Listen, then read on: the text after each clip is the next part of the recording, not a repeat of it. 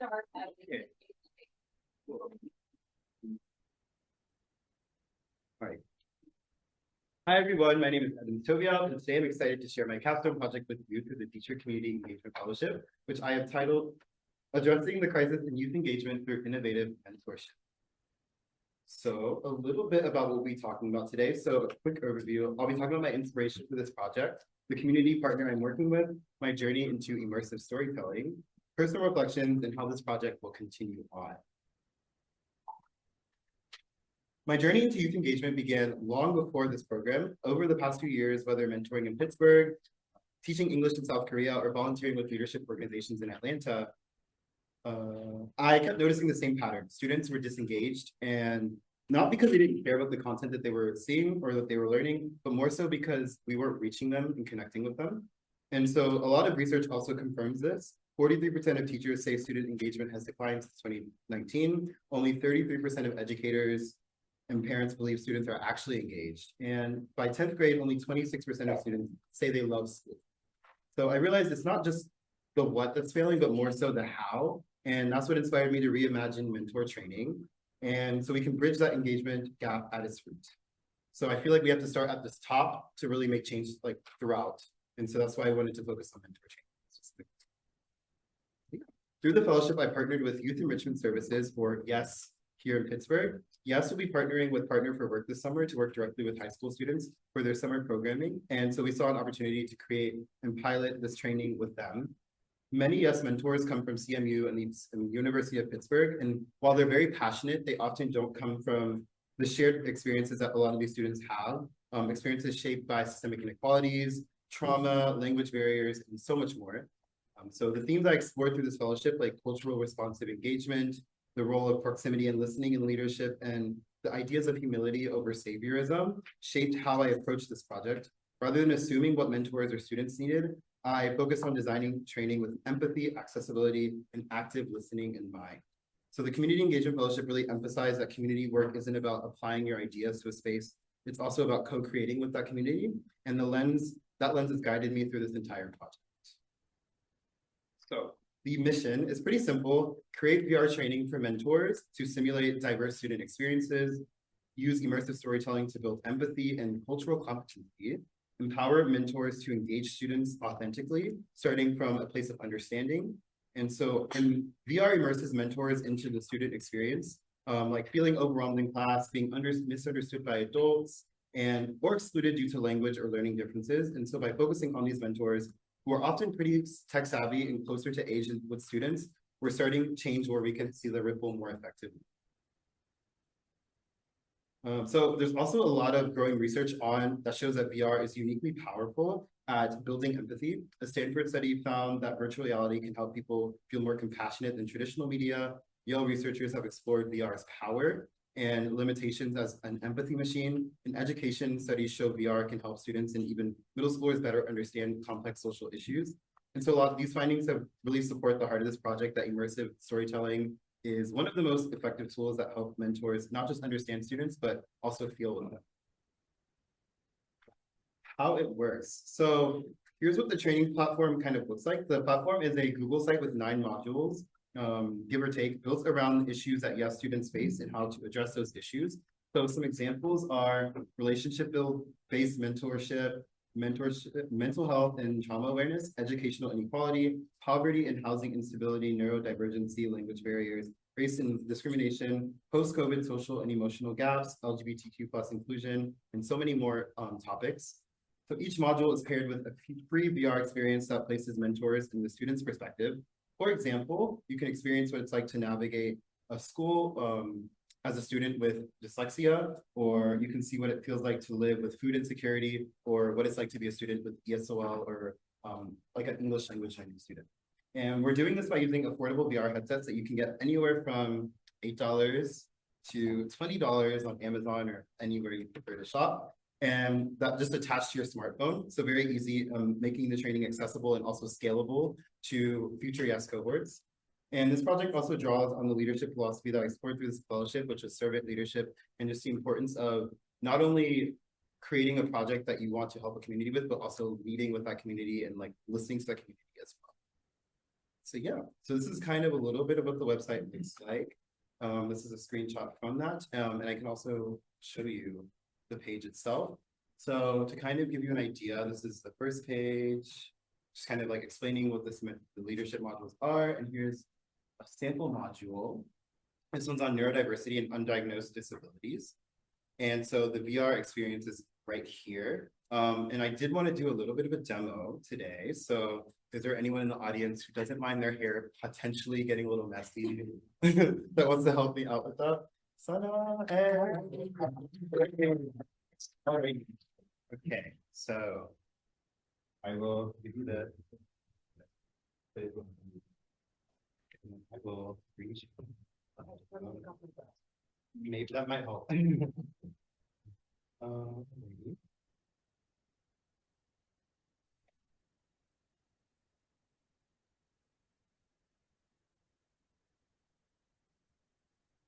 Alrighty, so this is a video about autism and the virtual experience with that. So I'm going to switch it to VR mode so that I can actually see what you're looking at. And you have to tell. Don't like that.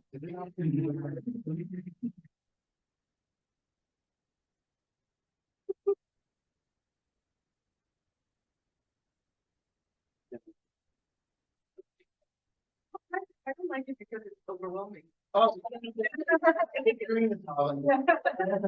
sorry. So yeah, just kind of look around. Mindful. You can even look down.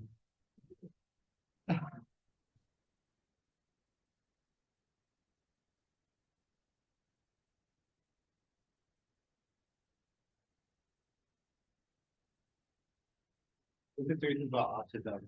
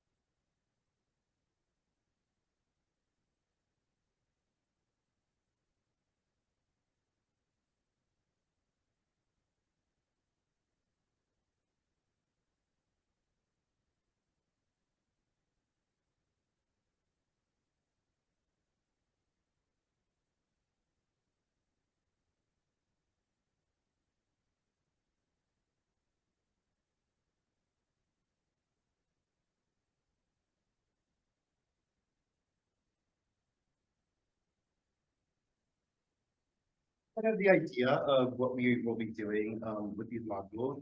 And so for me, this kind of, I discovered this through, so in middle school, I actually was into VR a little bit, but I think I was recently like discovered it through CMU actually. There was a kind of a Black History Month VR experience that I was able to experience.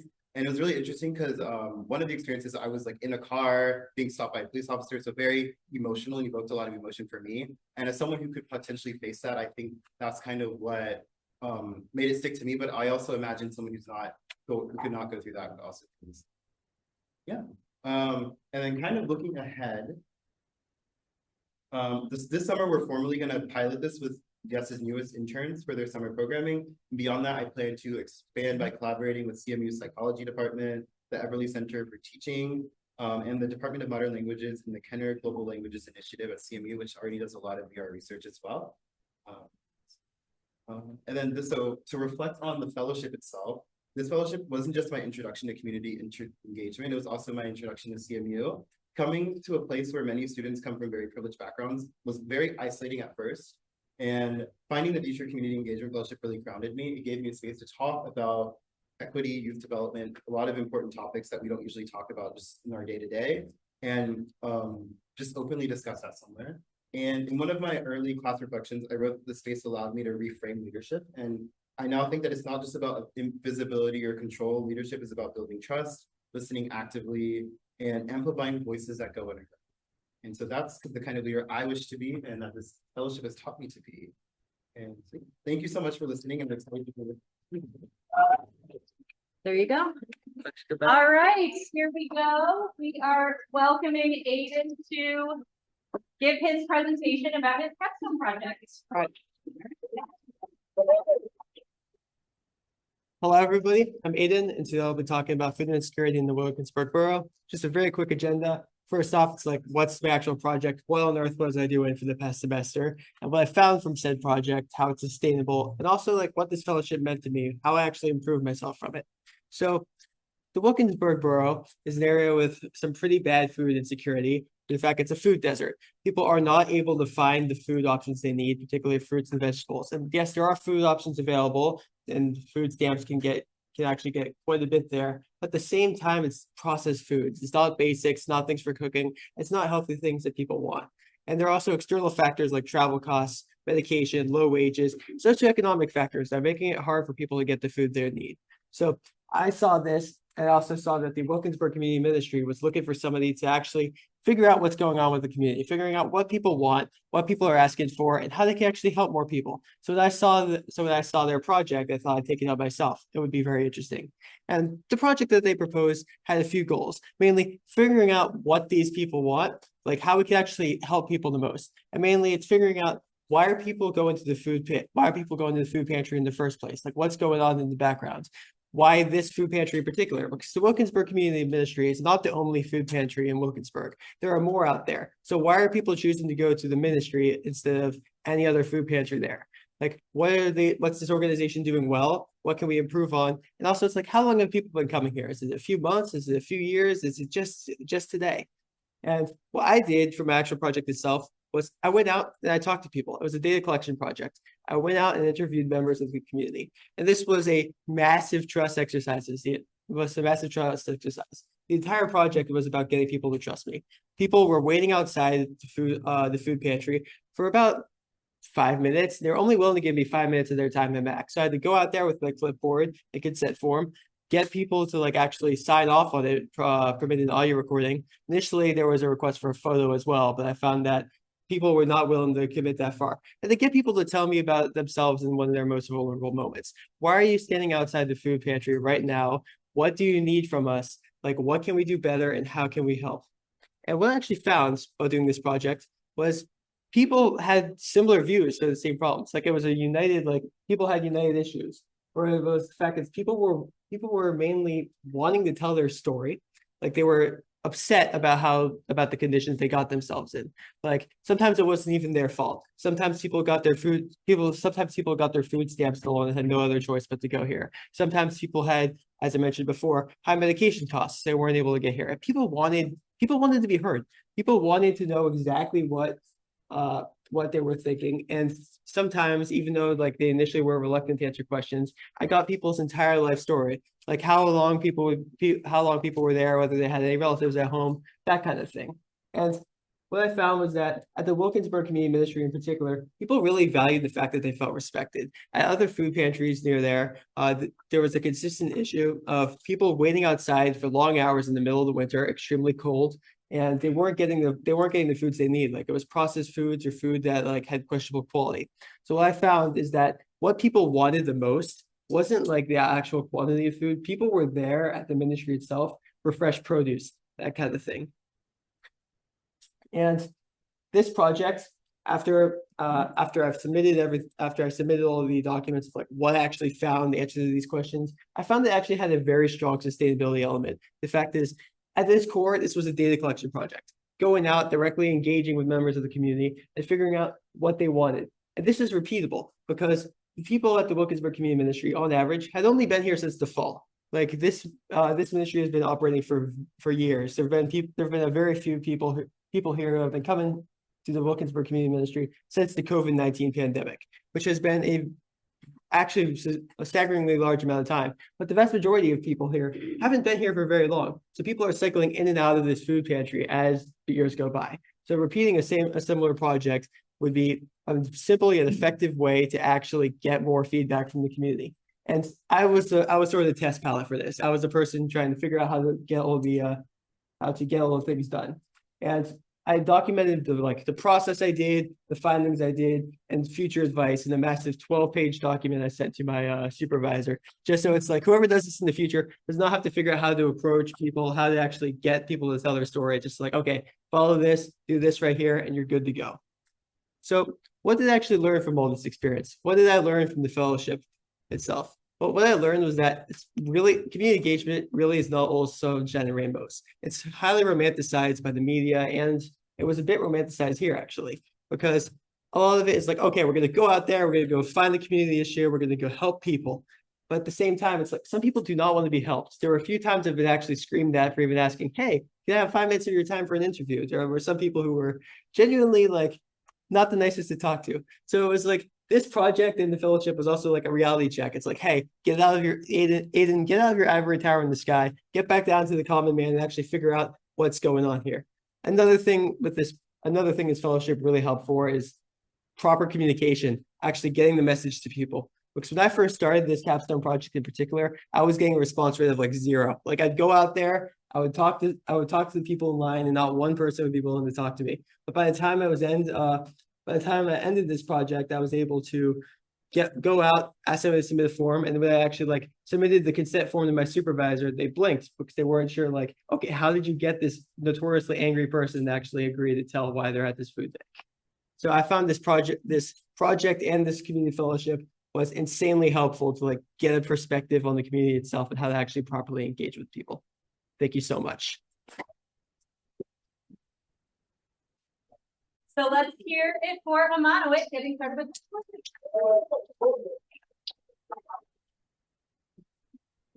Good evening, everyone. My name is Amanowit, and it is with deep honor that I present to you my project that has been deeply personal and very timely. My project is the Ethiopian and Eritrean Student Association Coalition, and the mission of the project is to create a collaborative network to support education initiatives in Ethiopia and Eritrea. So why education? I wanted to start by giving you a background on why I chose this topic. Throughout this fellowship, we've assessed different topics. We've discussed a lot of issues that are close to home and some that are not. And I decided to focus on education because my background is I went to school in Ethiopia and I saw the education landscape there. And I also understand the immense impact that education has when you have that access and when you have quality education in your space. So according to the United Nations, and this is a very recent data, 70 million children in Ethiopia are out of school, and another 5.5 million are at risk of dropping out. I do want to emphasize that this is a big number. Ethiopia has approximately 58 million children that are under the age of 18. So this means that approximately 30% of children in Ethiopia are not in school right now. To give you another idea, like a broader idea as well, even for students who are in school, there exists a lot of challenge. Based on the data collected on national college exam results, only 5% of students who took the national college exam were able to pass. So over 600,000 students took the exam and only 33,000 students were able to pass that exam. And this is the most recent data of the national examination. And to give you a little background on the national exam, if students do not pass this exam, they aren't able to access any college education. I also looked at comparative data of what the past few years has looked like. And this has been a constant trend that we're looking at in Ethiopia, where even if students have access to education, they're not performing as well as they should. And as you can see in the numbers, less than 5% of students typically pass these examinations. So that means that a lot of students do not have access to college. So what do I propose? So my solution is to use the resources that we have here in the diaspora community. So I propose to create the Ethiopian and Eritrean Student Association Coalition. The goal of this coalition will be to unite ESAs across North America and Canada to support educational initiatives back home. So this approach will have a three-pronged step. The first is annual chapter-led fundraising. So each ESA chapter that is part of this coalition will fundraise for a specific education initiatives on a yearly basis. And this money will go towards any educational initiatives that we want to promote for that year. The second is I really want to drill in the emotional and human connection that we can build through this fellowship. So I want to create a mentorship and a volunteer system as well, where interested students can also volunteer or mentor in the programs that we have chosen for the year. And thirdly, is mobilizing resources. Something that I've discussed with other ESAs that I've talked with so far is having book drives or school supply drives and being able to provide that for institutions back in Ethiopia that do not have access to those resources. So I narrowed down 3 core strategies in order to create this framework. And I went by what we've learned through this fellowship. And in order to create anything that is sustainable, you really have to work on the back end to create a strong foundation. So the first thing that I really worked on was the governance model. I worked on the bylaws. I created a neutral leadership board that supports ESA chapters. And I also drafted up a structure that aligns with what most ESAs would want. So this will not serve as a national organization that dictates what each ESA does, but rather this will be a coalition that meets with the common goal of working in order to support educational initiatives in Ethiopia or Eritrea. The second thing that I worked on is a digital platform. So I noticed that it would be much easier if we have an accessible digital platform to facilitate collaboration, resource sharing, and just event organization in general. And finally, the third thing that I worked on is just community partnership. Through this project, we're going to partner with different community initiatives back in Ethiopia on a yearly basis. And we're going to work on different educational initiatives on a yearly basis because we want to have more reach with the organizations that we're working with. So each year I'll be developing partnerships with different nonprofits or different schools and trying to develop a program with them that aligns with the need that they have in their institution. So I just wanted to go over what the components of the platform will look like. So it's going to have a new chapter registration portal, a resource library that has toolkits on what kind of resources different chapters might need in order to host fundraising efforts, impact spotlight where you can look at what organizations that we're working with, and it can also just feature other initiatives that other ESAs might be interested in. Additionally, it's also going to have information on the governance structure and just the support center that facilitates communication. So as we have a very coherent structure. So the first institution that we're going to work with is Haile Menes Academy. This is the first boarding school in Ethiopia, and it's providing quality education access for students from low-income backgrounds. They've done amazing work in the past few years, and they actually opened only like 3 years ago, but they've achieved so much the past few years. And within this program, I want us to develop resources in order to support the robotics department, which is fairly new and which needs a lot more support. So something that I really wanted to ensure is how feasible this program is, because at the end of the day, it's going to be students facilitating and creating this within their universities. So as I'm the founder and president of the ESA here at Carnegie Mellon University, so I was able to host a fundraising this past semester with my board, and we were able to see how feasible it is to have this done at different universities. And through this fundraising, I worked with a nonprofit that is based in Ethiopia that works with education access in Ethiopia, and we were able to raise over 1K, and we were even able to find another company that matched our offer. So again, I was able to see that this is very doable within campuses led by students for students, and just having that opportunity as well will just give me a hand when I'm supporting the other ESAs that will be part of this project. So ESA partners so far we have 5 partners that will be working with us. My goal is for the first year to have approximately 15 ESA chapters. I'm in communication with over 50 ESAs at the moment, but I'm waiting for a confirmed yes. And I'm hopeful that by the end of this summer, we'll have at least 15 ESAs so as we can have a bigger impact in the communities that we want to serve. So what I learned through the fellowship. So the biggest thing that I've learned through this fellowship is truly understanding what community-centered work means. And even I remember like in the beginning, I had a hard time figuring out what project I wanted to do because I was from Ethiopia. I felt like I knew what they needed, but it's really important to just take yourself outside the equation and really assess what does this community need and how can I best serve their interests. The second thing that I learned through this fellowship is designing for sustainability. I think in college, we often work in just short-term projects, but through this fellowship and through just like understanding what social community impact actually means, we need to work on something that's sustainable and something that can outlive even us. And that's why I took so much time developing the structure of the coalition, because I want to ensure that it has the foundation that it needs in order to be sustainable and in order for it to have a bigger impact outside of just here. The third thing that I learned is about just intentional leadership. I think there's often just an objective idea of what a leader looks like, and we often forget what the intention, what the commitment as a leader is. And throughout this capstone, we were able to interact with amazing community leaders across Pittsburgh. And the common theme that I saw was how passionate they were about the work they were doing and how much love they had for it. And because of that, they were very successful, and you can see it within the like different nonprofits they were creating. So it was amazing to see such accomplished individuals. And you can see that they were so accomplished because their heart was in the work. And I truly want to take that with me in my future work as well and in this project as well. And then finally, something that I also just want to emphasize is collective impact.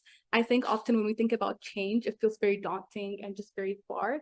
But through this fellowship, we were really able to take things slow and really understand what impact can look like and how we can get there. And this project wasn't meant to like solve the entire issue of educational inaccess in Ethiopia. It's very daunting, and it might not be something that can be solved by just one person, but it's a step forward, and it's the way that we can use the resources that we already have here in the diaspora community and really like utilize it for something good and something that has an impact in the community back home. So this project for me is my way of answering the question, how can I serve with what I have where I am? And it's a reminder for each of us to commit to our small corners in our world, and we can just move forward with any impact that we want to do. Barring any questions, I can do the presentation. Thank you. Presentation is Annika Joshi. Hi, everyone. I'm Annika. For those of you who don't know me, I am a junior and I'm studying statistics and machine learning. Okay, cool. So today I'm going to be talking about the process that got me to my project that I ended up working on this semester. I'm going to go into a little bit about what that project actually was, and then I'm going to pivot over and talk a little bit about the impact that this this fellowship has had on me. So I'm sure some of the graphics serve as a little bit of a spoiler, but I was really interested in finding a project within the public transportation space. As someone who was from a suburb and came to a city, it was really interesting to see the dynamics that played within transportation. The first semester of this fellowship, we got to interact with local nonprofit leaders, and something that I noticed was that no matter what social issue they were passionate about, transportation really touched everything. So anything from like food insecurity to economic mobility, for example, transportation had a part of that. The tricky part now is kind of seeing in that large scope where I could find something that I could actually make an impact while also having the opportunity to use some of the data science skills that I've been learning in my major. So I began this process last semester looking at what the community is saying. So that involved looking at different community forums, reading different news articles, research articles, and really getting a better sense of what people that actually live in Pittsburgh have issues with within the transportation space. I then reached out to local community leaders to understand from their perspective what they were noticing within the organizations and within their communities. Early on this semester, Kim connected me with Pogo, and they were interested in building an in-house dashboard, and this project seemed like a great way to work on something within the transportation sphere while also getting the chance to use some of the hard skills that I've been developing. So for those of you, I'm sure everyone is familiar with Pogo, but for those of you who aren't, Pogo is a e-bike service that services a lot of different neighborhoods within Pittsburgh, as you can see from this portion of this map. They are dedicated to promoting equitable transportation options for people around Pittsburgh, while also promoting their mission of protecting the environment and a more sustainable option for transportation.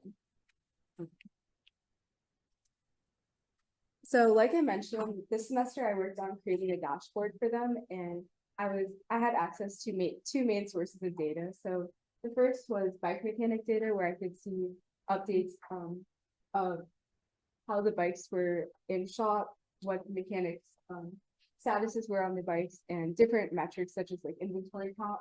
Additionally, I had access to bike tracking data around the city, so where the bikes are physically, what types of bikes are out there, such as like e-bikes versus regular bikes and things like that.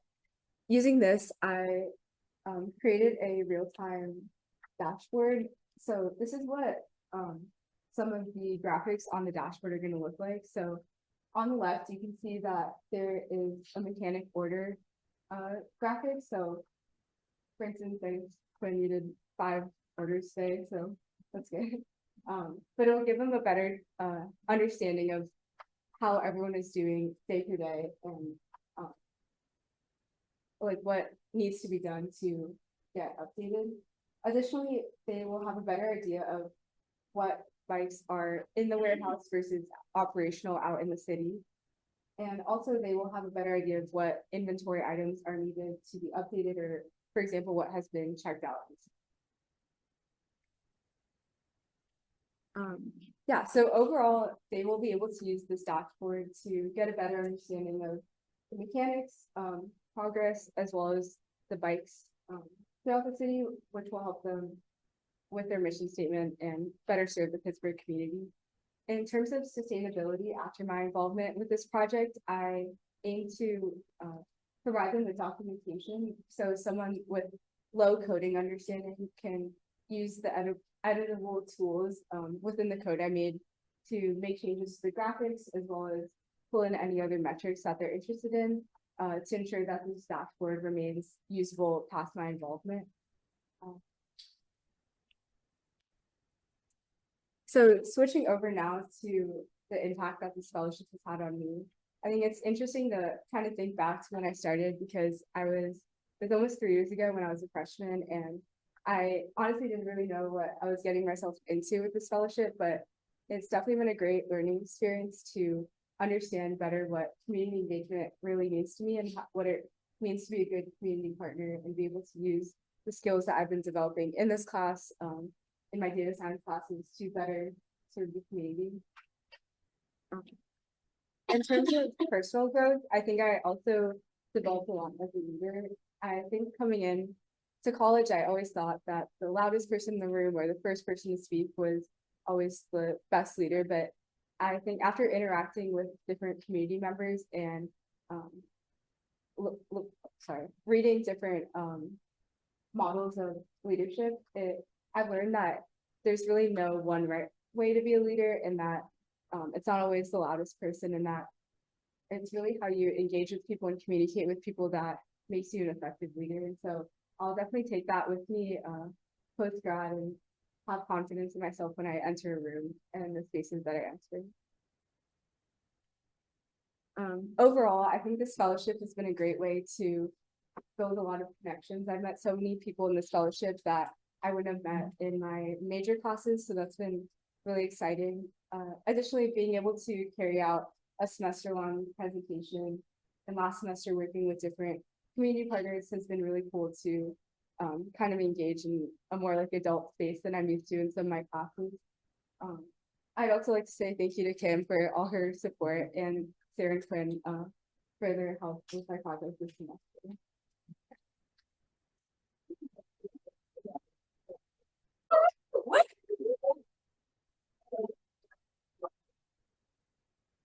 Hi, everyone. I'm Elizabeth, and like everyone else here, I'm here to talk about my experience in the Dietrich Community Engagement Fellowship Program and my capstone. So A little agenda is I'll start with my capstone project that I did in partnership with Visit Pittsburgh this semester, my general fellowship experience, and then we can end with any of your burning questions you have about my time in the Community Engagement Fellowship.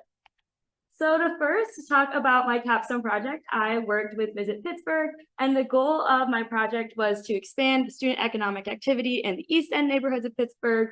So you can kind of see on the map anything past Oakland, and these are the communities also adjacent to the Carnegie Mellon campus.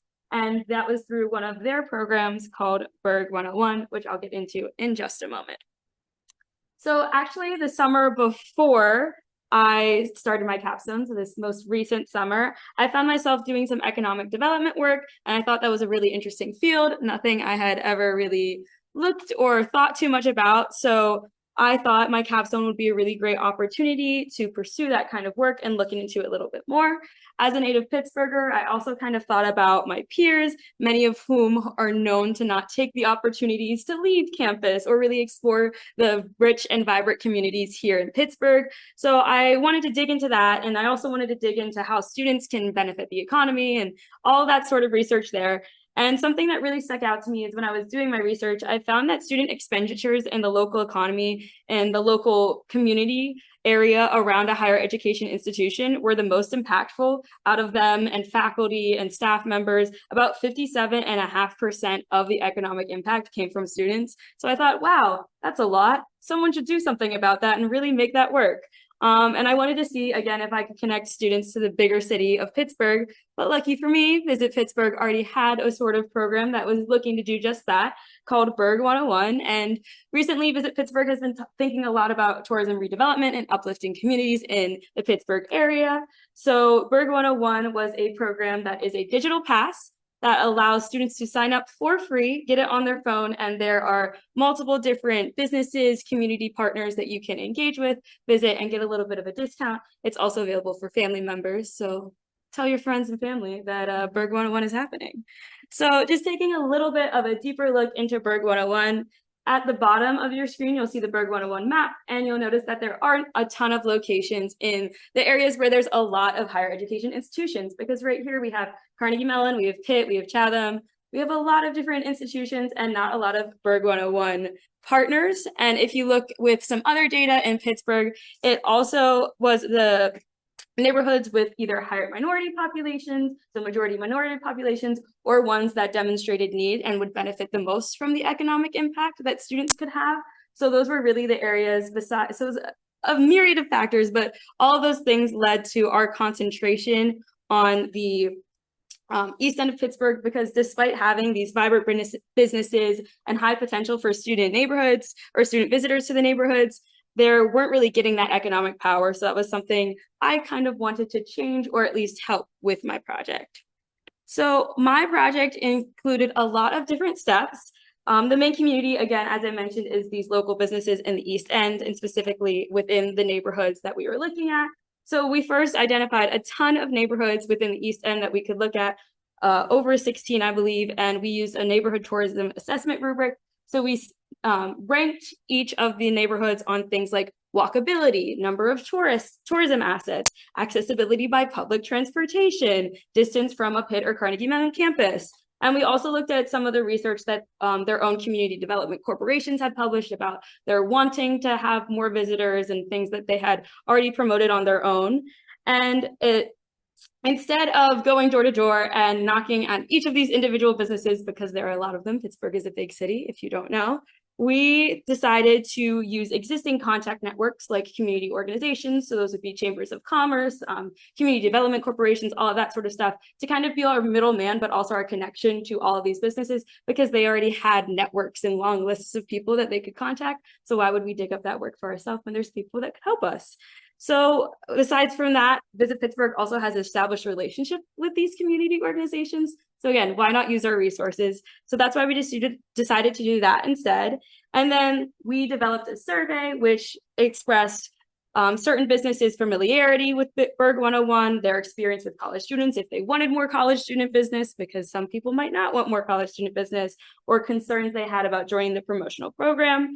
So the goal is to take all of that information from the survey, continue to engage with those communities, cater Berg 101 to those businesses, those communities, and also make a more widespread usage, more widespread partnership of Berg 101, so that eventually that student economic impact can be compounded throughout these East End neighborhoods.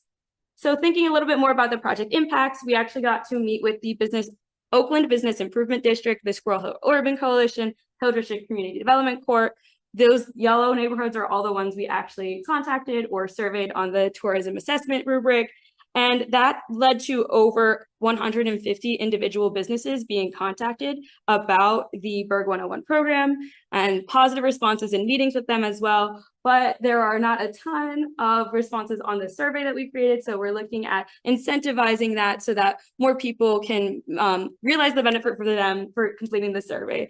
But as we look at the survey, maybe not being the best option, there's an opportunity to pivot for future projects, or maybe going door to door, or maybe finding those community meetings that we can directly speak with community members instead of having them not respond to emails, which I'm sure small business owners get a ton of. And I think part of the community engagement work, and this is a nice segue into things I have learned from the community engagement work, is that the ability to pivot and figure out how to assess the benefits, but realize there are still good nuggets of wisdom you can get, even if you didn't get the outcome that you had originally hoped for. So a little bit more about my time in the fellowship. Something I have learned and continue to learn, like I mentioned, is the ups and downs of community engagement work. It can be both energizing and tiring, demanding and rewarding, and all of the above all of the time.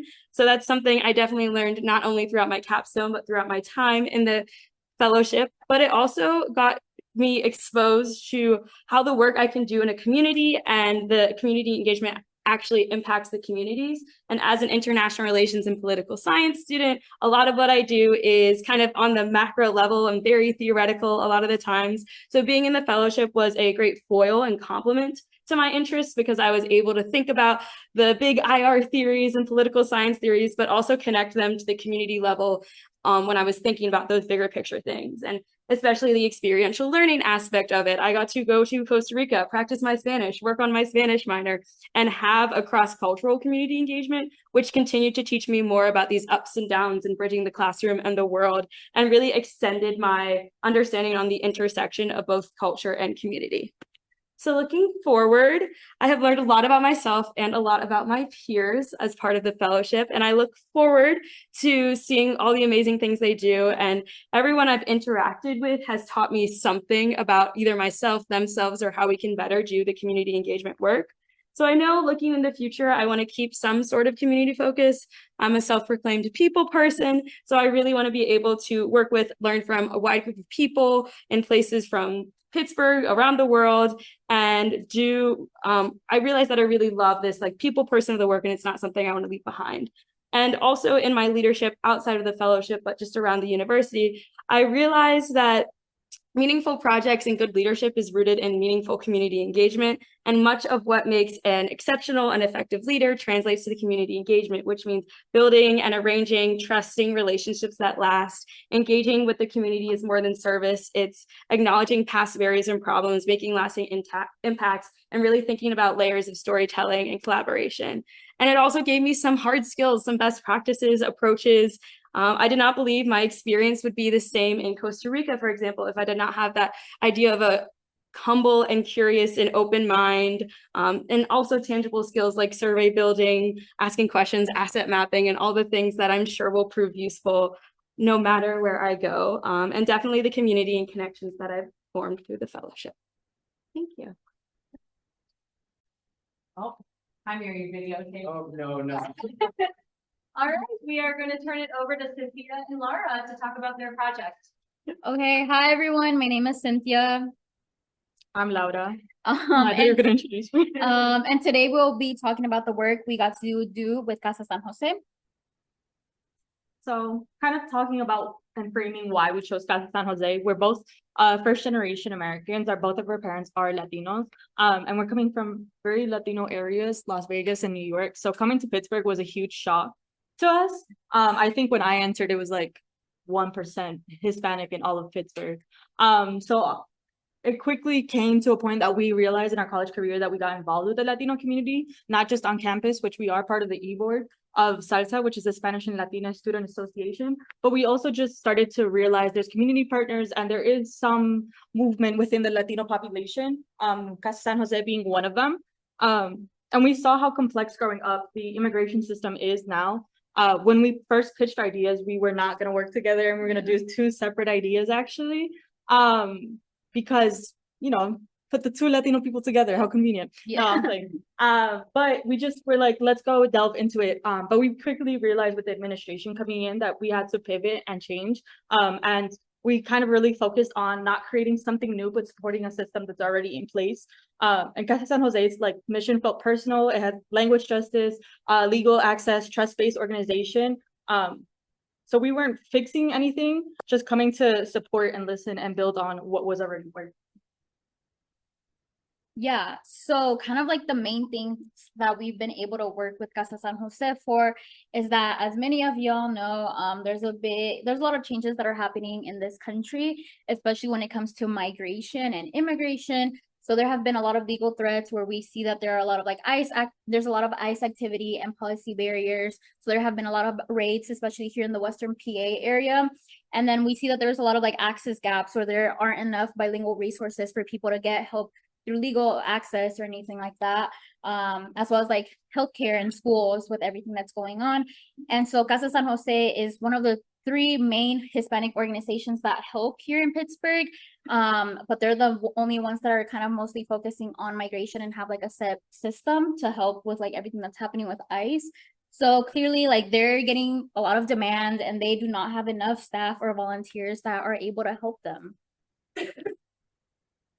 So just in case you don't know who Casa San Jose is, Casa San Jose has been doing this work long before we came here, long before we even thought of this idea. So again, we came in to support, not redesign. They're a trusted resource in the Latina community, not just for services, but as a place where people feel seen and protected. Their main office is located in Beachview, but they do serve most, like, all of Western PA. So you don't have to specifically be part of Pittsburgh. And they don't do just one thing. They're a multi-tool for many things. So like Cynthia's mentioned, legal aid, language classes, youth programs, and social services. And the idea is to engage with the community first and see what do they need instead of just pushing things on. Obviously, we are talking about the administration a lot during this presentation because it is of importance, and that's where we decided to pivot, and that's where a lot of the resources is what we're trying to contribute to. Yes. So we will be talking about the 3 main things that Casa San Jose is doing to help immigrant families. So we will go ahead and kind of tell you like what they are and then also how we've been able to contribute to that specific thing. So first is the Know Your Rights training. So basically Know Your Rights training are open to anybody, whether you feel like you might be a target of ICE or not. Through these trainings, you're able to know like what your rights are, as well if you ever had to be in a situation where you're interacting with like law enforcement or ICE. They basically teach you like, oh, like, do not open your door if like you're in this situation, all of those things. So as I mentioned, like, this is open to all people. So you can get these trainings at schools, churches, and businesses. So it can range from, for instance, Tepache is one of the Mexican restaurants in the area. They got raided. So they went ahead and got a Know Your Rights trainings to best protect their employees. But then also we've been able to go to like churches where like it's just community members that want to know how to best protect their neighbors. So some of the things that we've been able to do through these Know Your Rights trainings is just basically support the Casa San Jose staff that provide them, but then also be a support system for the communities that are going to these Know Your Rights trainings. They also have their legal clinics, which are held mostly on weekends and open to anyone who needs help navigating just legal systems in general, but more specifically the immigration system. We know that there's a lot of barriers and it is a very complex system, especially if English is not your language, and then plus you aren't a lawyer, which I would say is like a large amount of us. So they help.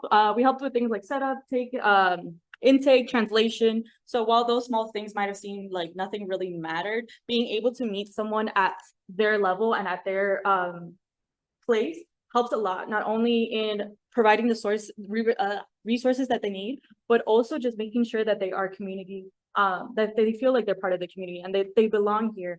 And I think the most scary part of right now is that a lot of people are feeling like they have to hide and be afraid, but providing these resources allows them to take up space. So CASA creates a space where they're not judged or rushed. And so that's why this is really important for us. Yeah, and at these legal clinics, like one of the main things is also just being like emotionally available. As someone that volunteered for that, you really do have to sit with these families and hear their stories of why they decided to come to Pittsburgh, all of the hardships that they maybe experienced in their home countries or even here, and then being able to go through the process of them and telling them like, oh, you could possibly apply for this visa, all of those things. And then these legal clinics are run completely by volunteers. Like the lawyers are not getting paid, like they're volunteers as well. And so oftentimes like these lawyers like might not speak Spanish. So you go in and sit with them and you kind of are like just like in the middle of like having these conversations and you have to translate on the spot. So that was something that was definitely interesting for me, like learning all these legal terms and like the different types of visas. But yeah, it's definitely like hard work that like people, we need to do it basically.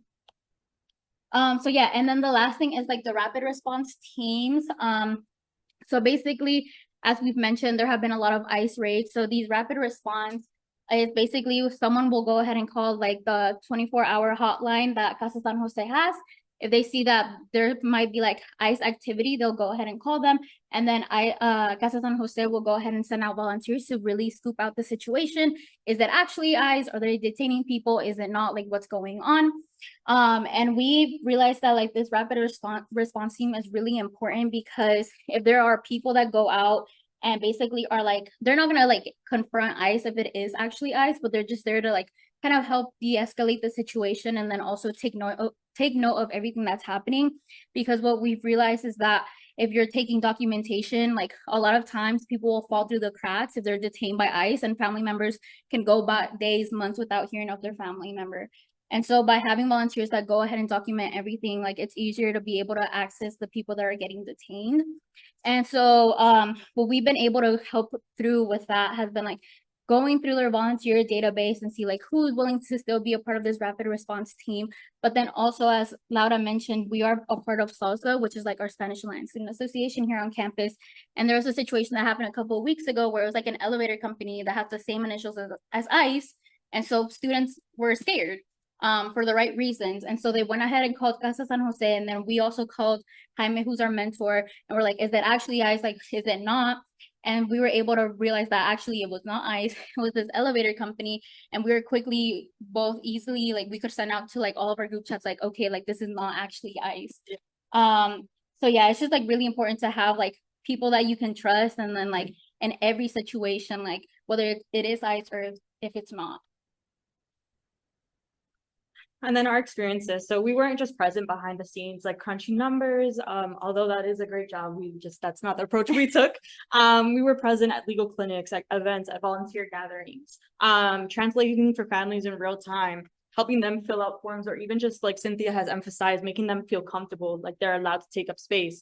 These small acts build up trust in a moment that trust feels barren. And oftentimes people are even scared to speak up or to stay where their positions are for fear of retribution. Being on the ground reminded us that community work doesn't have to be big or flashy. Sometimes it's just about showing up and listening and being steady. These moments gave us more than experience. They gave us a purpose and clarity about why this work matters. So we've already touched upon like basically what we've been able to help Casa San Jose with, but again, it's just mostly like helping the rapid response team to see like who's still willing to volunteer, and then like what they're what like they want to be able to do with that, and then also support the legal clinics and then all the other type of events that Casa San Jose has. As well, like we were able to create a fundraiser between SALSA and then also LSA, which is the Hispanic organization at Pitt, to fundraise money for their bond fund, which basically is like if there's a family member that gets detained and you want to go ahead and try to see if you can like take them out of the system.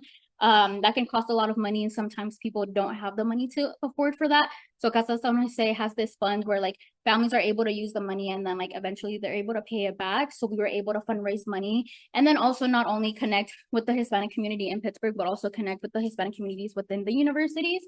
And then also like organize and clean like Casa San Jose's like volunteer database. And currently what we're still in progress is that as the summer's approaching, it might be possible to have protests and then how to safely go about approaching protests. And then also creating a resource memo for future trainings and organizations. And then we also wanted to focus, like, of course, on how to make sure that this is sustainable because Casa San Jose has been one of the organizations that has worked with CMU for the longest. So we want to make sure that it continues to stay that way. So just basically like giving all of our outreach materials to Casa San Jose, as well as any tools that we've designed to make sure that we're able to share with other fellows or other students. Because another thing that we've been able to do is that there's a lot of like Hispanic students on campus that are bilingual and are interested in law. So I've been connecting them to like these legal clinics so they're able to interact with lawyers. And then also like we're still planning to interact with Casa San Jose even after we graduate. So I'll just speak about what I learned because Cynthia could talk about what she learned. Kind of what I learned was like how to balance empathy with efficiency in the sense that it's really hard work and it could be very traumatic and it's something that we feel so personally engaged with, but at the same time, things need to be done and things need to be done efficiently. So learning how to approach that was really interesting. Just confidence about managing logistics, and like we had 14 weeks less because we had to connect with Casa San Jose and everything. So the project is on a crunch timeline essentially, especially because we're both graduating. So it's not like we could just leave this project in the middle of it and just be like, oh, we'll pick up after summer vacation.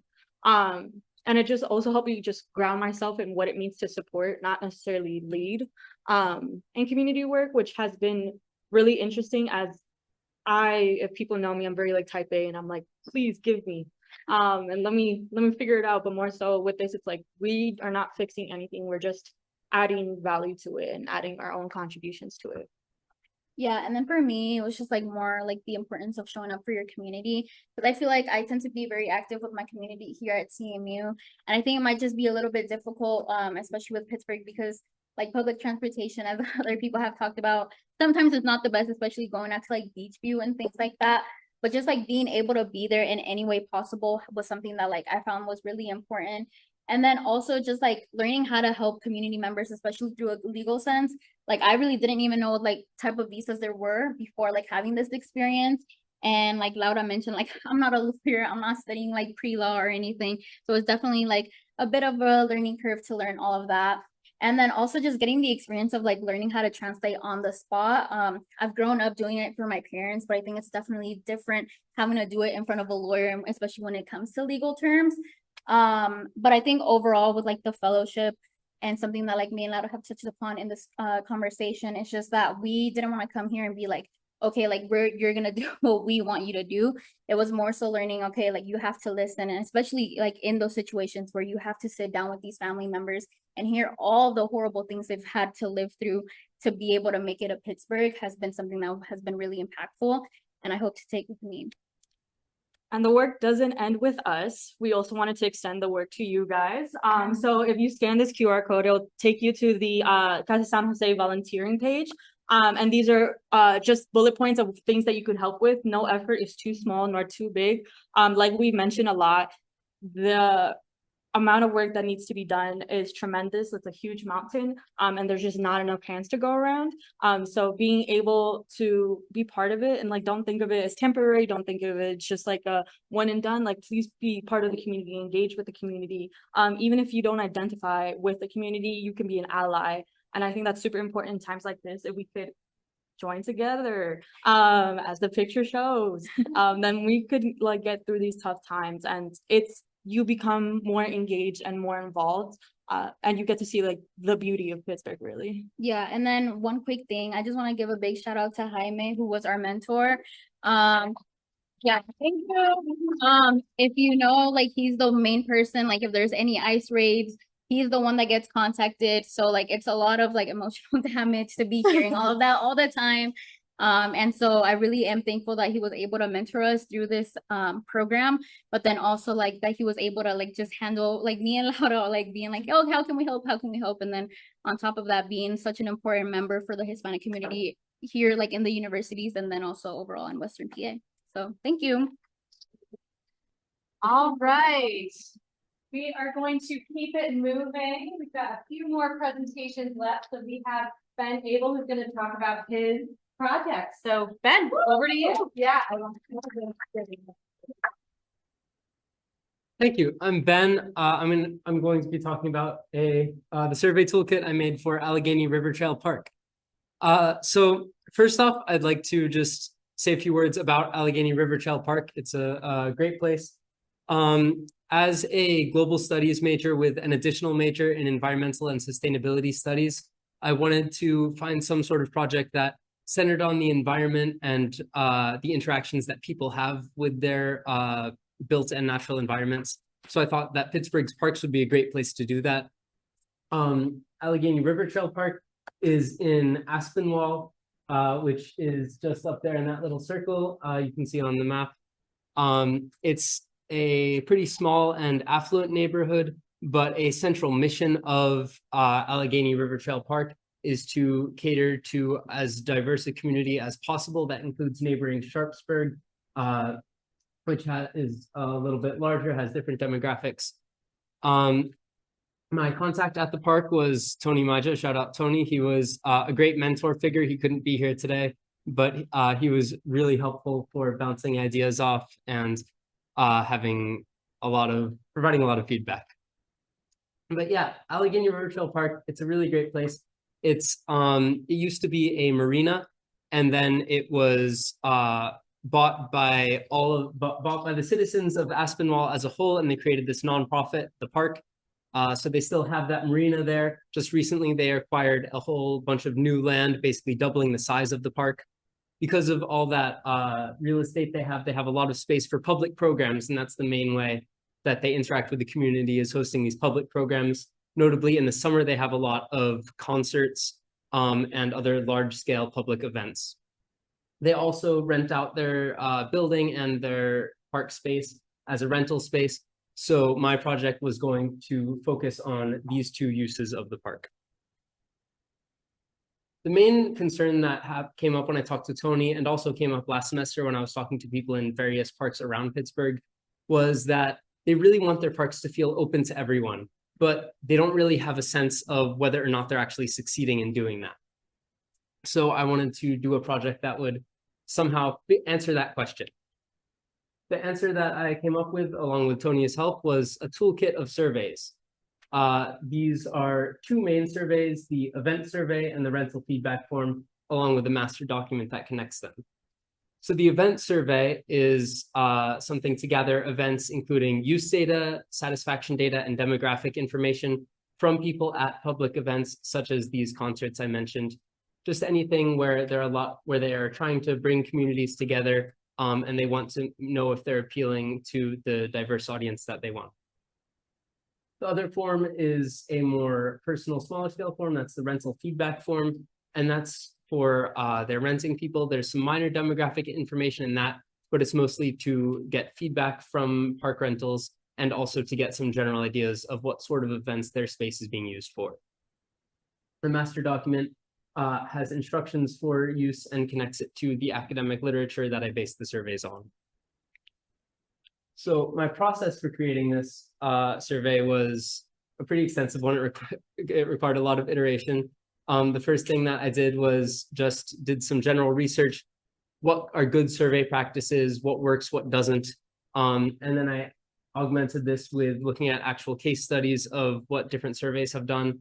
One notable one was a survey which the Pittsburgh Parks Conservancy and some Allegheny County parks did to find some general information about those users. I borrowed some of their questions, some of their processes, and then modified them to fit the situation better.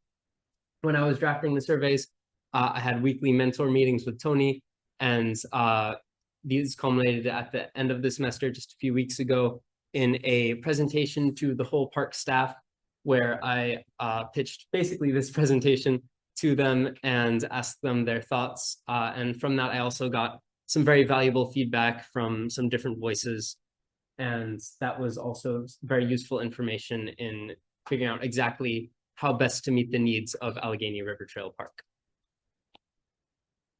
Now, the survey, an early version of the event survey, or a slightly modified version, was first implemented last week, actually. There was a ticketed event, which is a little bit unusual for the park, but Tony wanted to implement it right away. And so we don't have results yet from that, but it's exciting that it's really in full swing. We're hoping to get the full launch off the ground on June 1st, as soon as the handoff happens and they have all of the information and resources that they need to use the toolkit.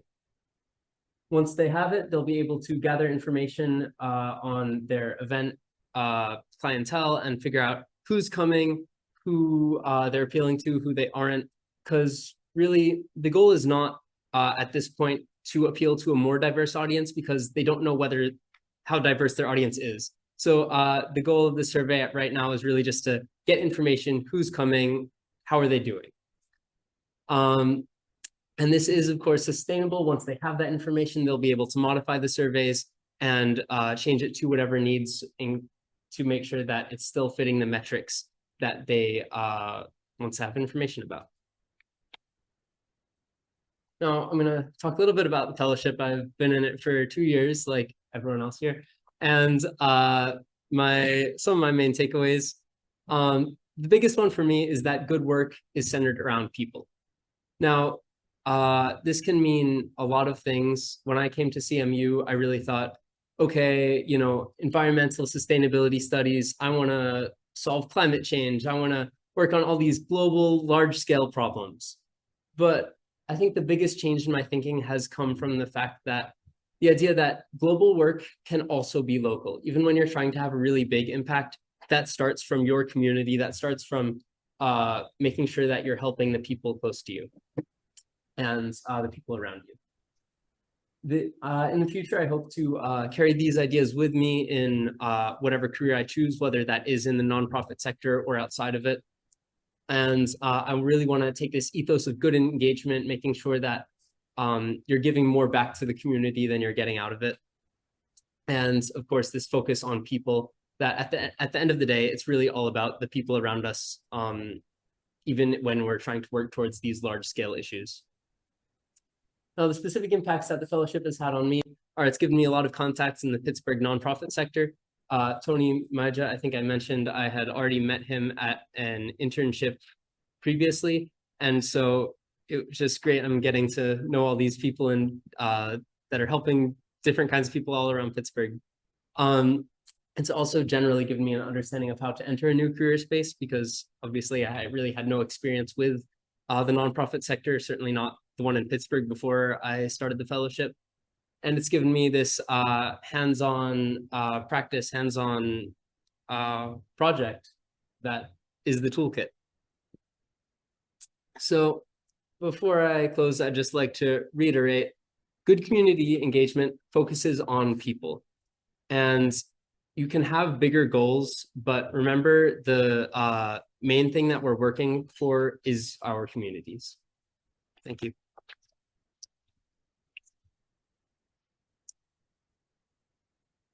Any questions for Ben? All right, thank you, Ben.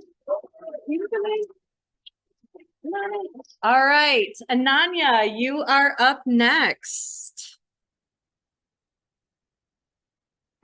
Let's see. Next up, we have Ananya, and we're really excited because her parents are on Zoom right now watching the presentation. So, yeah. All right, so Ananya, get us going. Hi everyone. I'm Ananya. I'm going to be talking about my capstone presentation. I titled it A Parcel and Analysis for Wilkinsburg Land Bank. So first I want to ask you guys a question. Does anyone know the home ownership rate in the US? No? Okay. 65.2%. Does anyone know the home ownership rate in Wilkinsburg? No, it's 32%. So that kind of led me to my project, that big disparity between the two. I worked with the Wilkinsburg Land Bank to create kind of a database of different parcels in Wilkinsburg to help them to make housing more affordable. I want to explain first what Wilkinsburg Land Bank is, and that'll make my project make a little more sense. But basically, there's a bunch of abandoned properties in Pittsburgh that are not necessarily owned by anyone because their owners have passed away. So there's no way for the government, there was no way for the government to get them, but there was also no way for anyone to own them.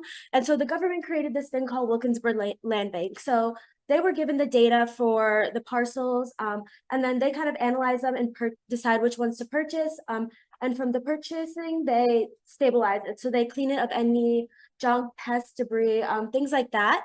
And then they sell it. So they either sell it to a first-time home buyer for a cheap cost, usually a Wilkinsburg community member, or they'll sell it to a small local contractor who will refurbish it a little bit and also sell it to first-time home buyer.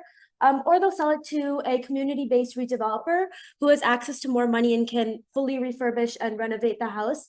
And they're under contract to also sell it to at a less price to a Wilkinsburg community member. And so that's where I kind of come in. The Wilkinsburg Land Bank is only made up of 2 people.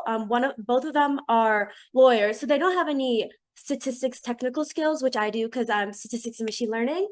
So I kind of bridge the gap between obtaining the data and deciding what parcels to purchase. And I was able to create an interactive dashboard or map that allowed the members to click on the different parcels and see different houses that were available to purchase. These parcels had a bunch of different assets. So it would have like the square footage, the beds, the amount of beds, the amount of baths, what the previous price selling was, when it was last sold, or when like the owner passed away, how long it's been abandoned, things like that. And then the map also has a bunch of Wilkinsburg community assets. And I'm going to talk a little bit more about those community assets. So I took these assets from public source. They have a Wilkinsburg community map. So they have basically mapped a bunch of different assets in the community, such as businesses, education, transportation, things like that. Those are the more obvious things, but there were also some that were a little miscellaneous. And so I categorize those into third spaces. I don't know if any of you guys have heard of Community Forge, but basically it's a community center in Wilkinsburg that acts like what it sounds like. It's a community hub. So it has a bunch of community programming for people all over Wilkinsburg, all different ages, but then it also serves as a place where nonprofits can live, specifically nonprofits that help Wilkinsburg. So Wilkinsburg Land Bank is actually there. And so I also classified third spaces as things you might traditionally consider businesses. So barbershops, bakeries, even though barbershops and bakeries have like their own business, they're also used as third spaces. So people go to these places to gather. Even if you're not getting a haircut, you might just go to see your friend or like go to hang around.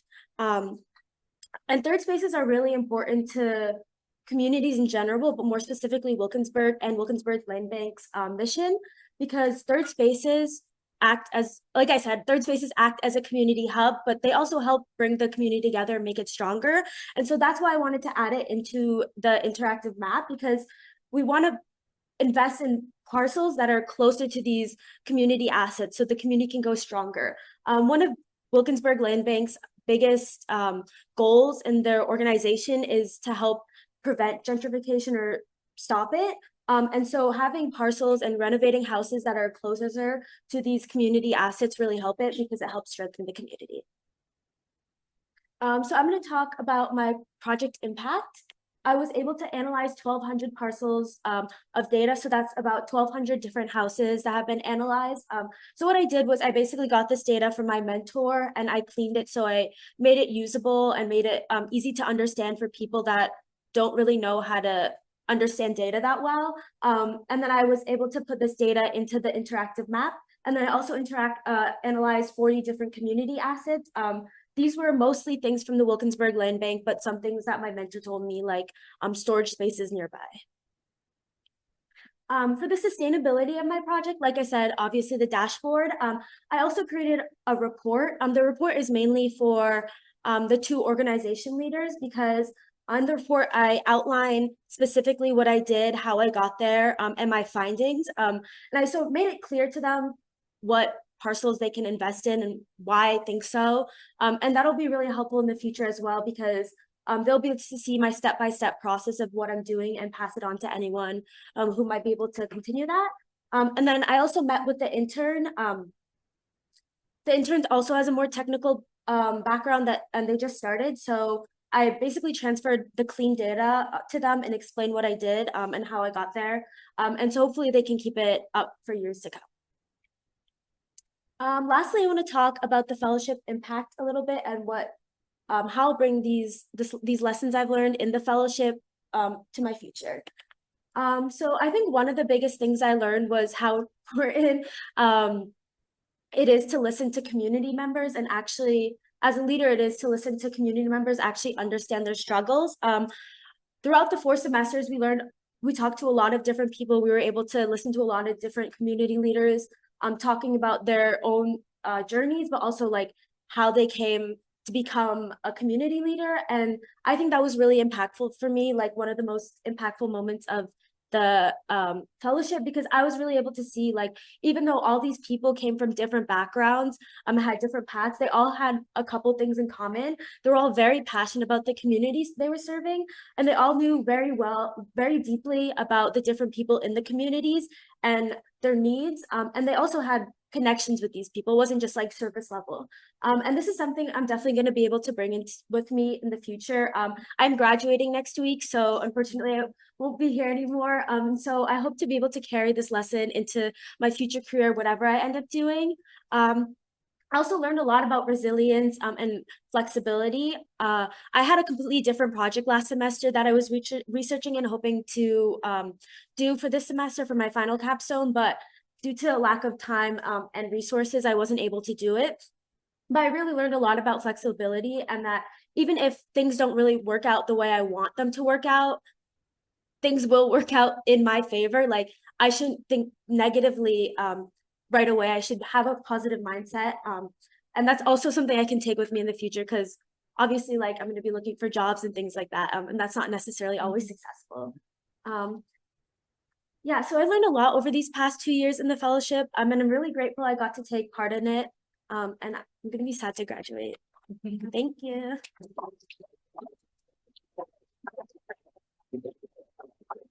Any questions for Ananya?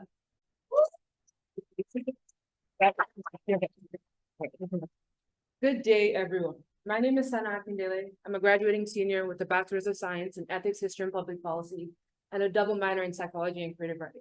And I'm here to present my capstone presentation on raising awareness about Pittsburgh Black maternity crisis. Now, I want to share with you a bit the origin of my project. It was freshman year, orientation. I just got to Pittsburgh. I learned we have the most bridges of any city in America. I've learned so much about the Pittsburgh Steelers, but I remember very specifically being in the Tepper cafeteria and seeing a poster to my left that said, if you're a Black woman in Pittsburgh, you are 6 times more likely to die in childbirth. And I remember thinking to myself, that can't be true, right? It was true. According to the 2022 CBC report, these are the following stats for Pennsylvania. The maternal mortality rate is 82 deaths for every 100,000 live births. For Black women, the maternal mortality rate is 163 deaths for every 100,000 births, similar to the national average. In Allegheny County, Pittsburgh, the maternal mortality crisis is 91 deaths for every 100,000 births. And according to the latest figures I could find, this means that if you're a Black woman in Pittsburgh, you're more likely to die in pregnancy than their peers in 97% of US states. Now, I'm a Black woman. I didn't plan on giving birth in my 4 years in Pittsburgh, but these stats really did scare me. And I wondered if they were only stats for Pittsburgh or were they indicative of another problem in America? And as I spent more time studying about healthcare and history, I learned that it is indicative of America. The United States has the highest mortality crisis rate of any other developed nation, way beyond UK, way beyond Canada. And I thought to myself, do people know about this? Because I live by one simple motto. If enough people know about something, enough people care about something. And if enough people care about something, enough people will do something about it. Because I care really deeply about this project, but only me isn't enough to change these numbers. I hopefully one day want to see these numbers go down in my life. But in order for that to happen, I had to make sure even my immediate community was aware of all the things that was going on in Pittsburgh, Pennsylvania, and in America. So I identified my community very fast. I wanted to focus on Black birthing individuals in Pittsburgh. And the goal was to identify data that shows how bad it is and spread it all around Pittsburgh, and specifically all around the CMU campus, because CMU is a unique institution. We have people from all walks of life. We have some of the best drama schools. We have some of the best computer science schools. And I think all these different people need to know about this current epidemic in order for us to see it solved.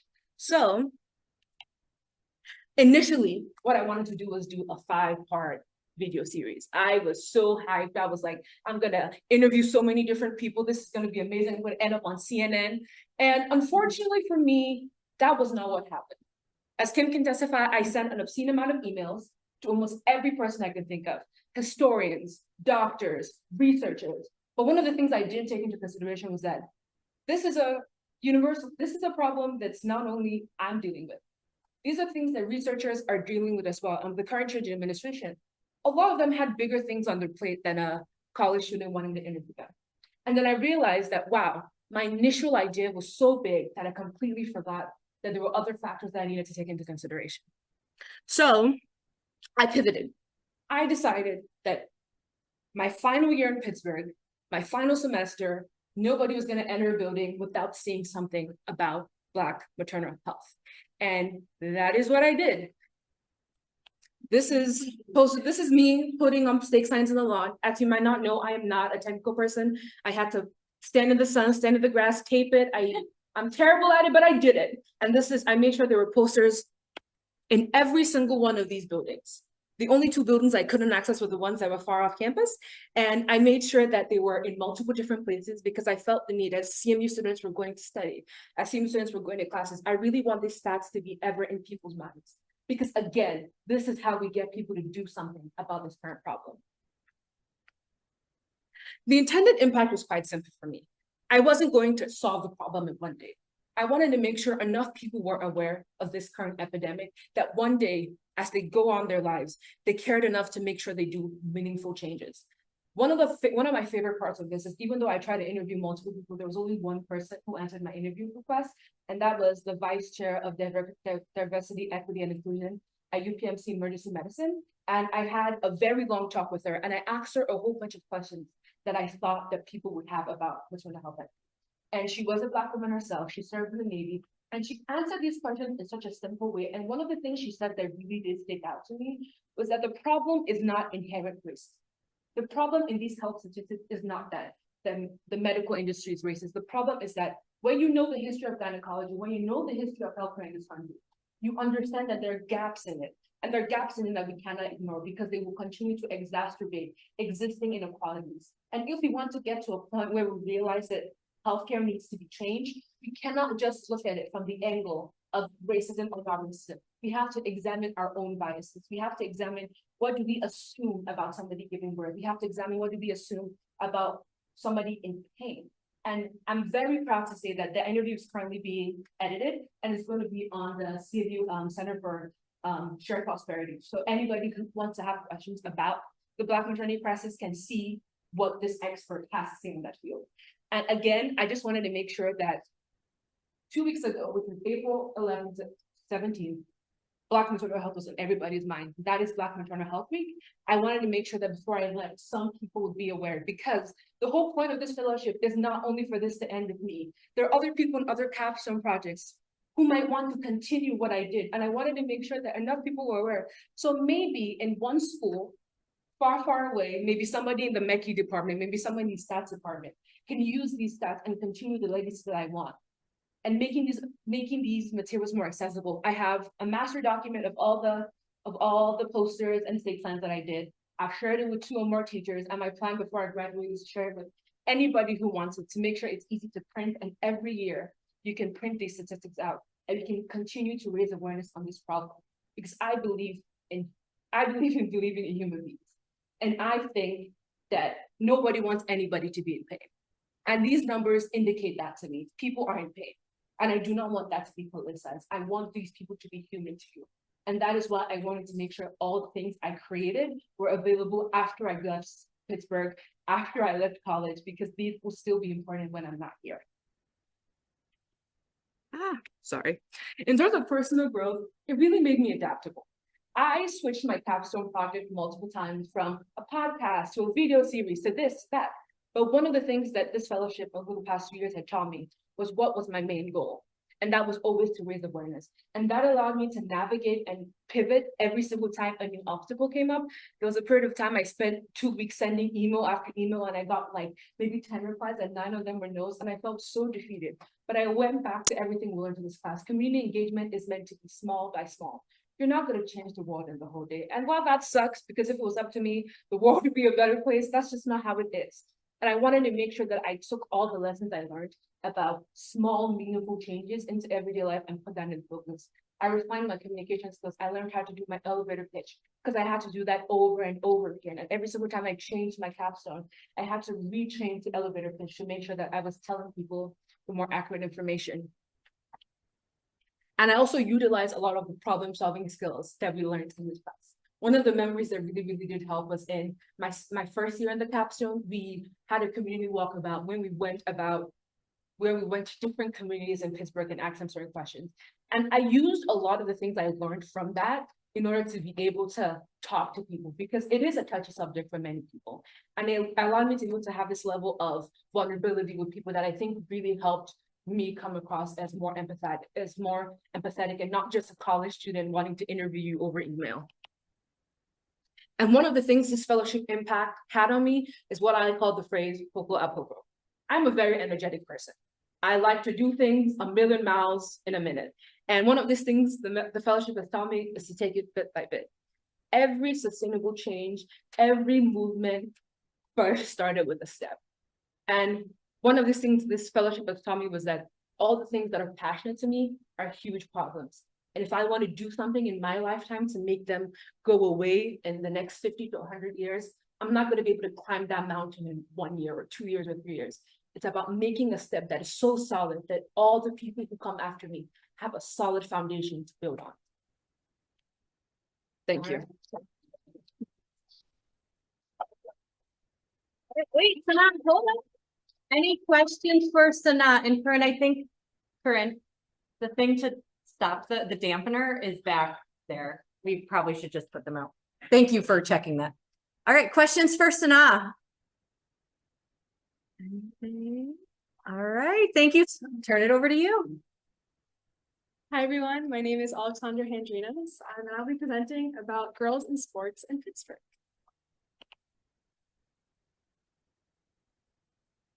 By age 14, girls are 2 times more likely to drop out of sports than boys.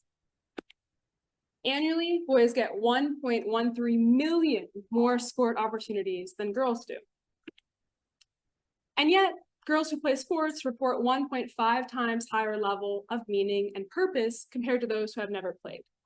So clearly, sports have a positive impact, and yet we're seeing some issues and disparities in the experiences that girls are able to receive. To explore more about this project and these statistics, I developed my project really rooted in my own passion for sports. As you can see from this picture, I've been a lifelong lover of sports, and they anecdotally have played a really powerful role in my own life, whether that be through lessons of leadership, community building, and just general physical activity. I have loved the role that sports have played in my own life. And so I really wanted to find a way to further explore that impact of involvement, of programming, and being a participant in sports. But also, I recognized that I was very privileged in my ability to access these sports and to have these wonderful experiences. And there might be aspects such as financial aspects, lack of opportunities like we saw in previous statistics, and just general barriers that could play a role in preventing other girls from getting this experience that I got to have. So I wanted to look more into accessibility and how we can improve that. And finally, I wanted to use my time in this fellowship to get more involved in the Pittsburgh community. I've loved being at CMU, and so I wanted to increase that experience by going beyond the community and connecting with Pittsburgh as a city. So with that, I decided to work with Open Field. And this is their vision statement and mission. And Open Field is a fantastic nonprofit here in Pittsburgh that focuses on youth sports programming and specifically through soccer. And the demographic that they serve is children of all ages, predominantly immigrant and refugee youth who are in Pittsburgh, and they use soccer as a tool for full life skills. And what I chose to focus on is high school. I focused on their girls programming, and specifically since we're here in the spring, I was focused on a program that they have called Future Forward. This is the second year of this program, and what you do is they have both boys and girls sides of the program. You spend half a day in the classroom thinking about what life post high school would look like and having that readiness for the future, and then you spend the other half playing soccer. And so it's this combination that really, I think, amplifies the experience of the athletes. And this program is the second year, as I mentioned, and also Open Field as a whole has been growing tremendously in the past couple of years, specifically with their girls-specific programming. I worked with Chloe Canahan, who was kind enough to be here today, and she is the youth and girls program director, and she's been working to develop that program. In 2020, there were 3 female athletes who were teens, and by 2023, there are now over 20 athletes, and that's just been growing even in the 2 years since that statistic.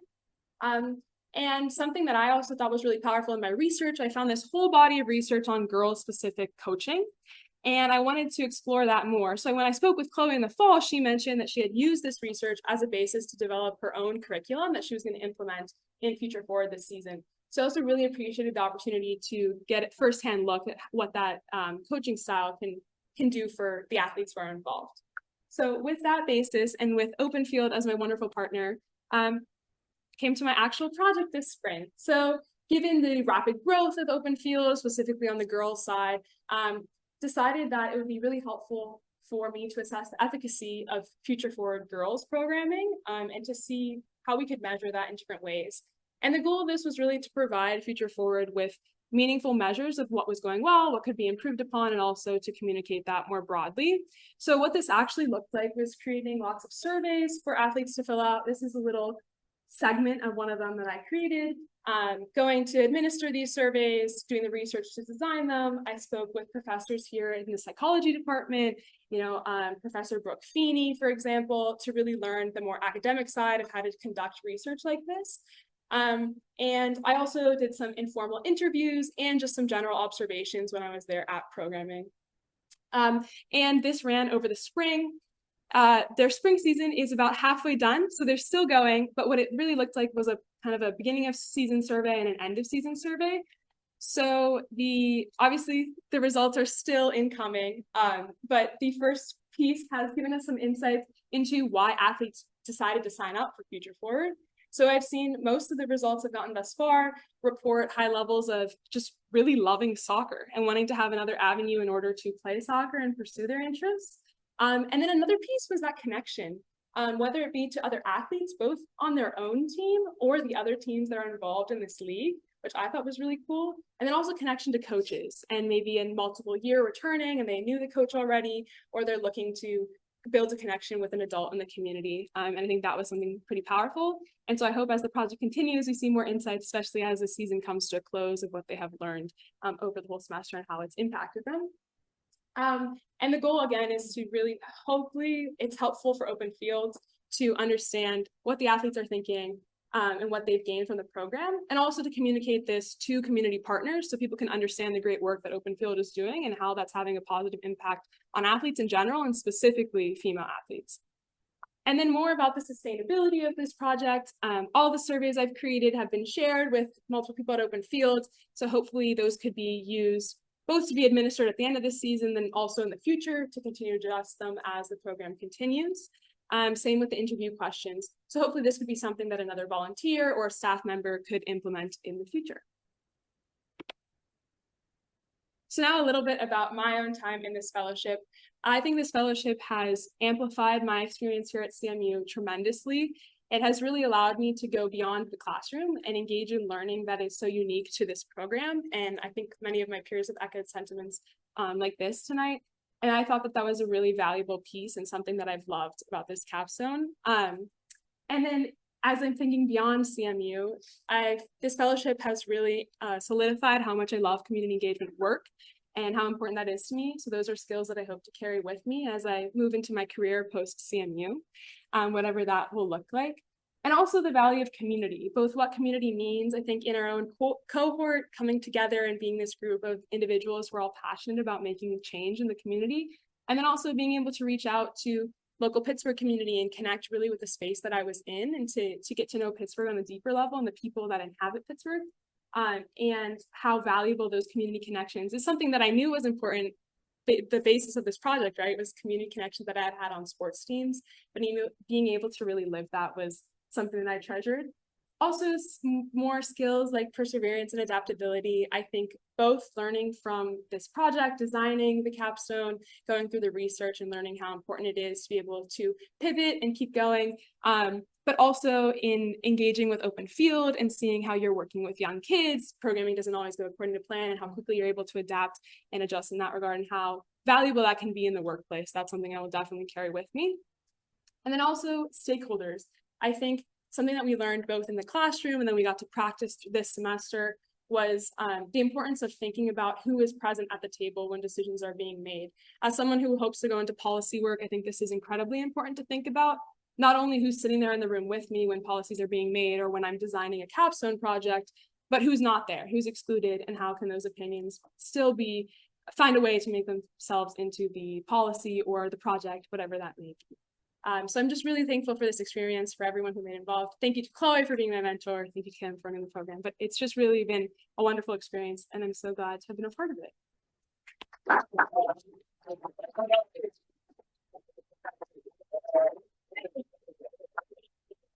Any questions for Alexandra? And I'm excited your family is here as well, right? Yes. Oh, are there Here and family on there? virtual. Oh, okay, very cool. Yes. All right, any questions for Alexandra?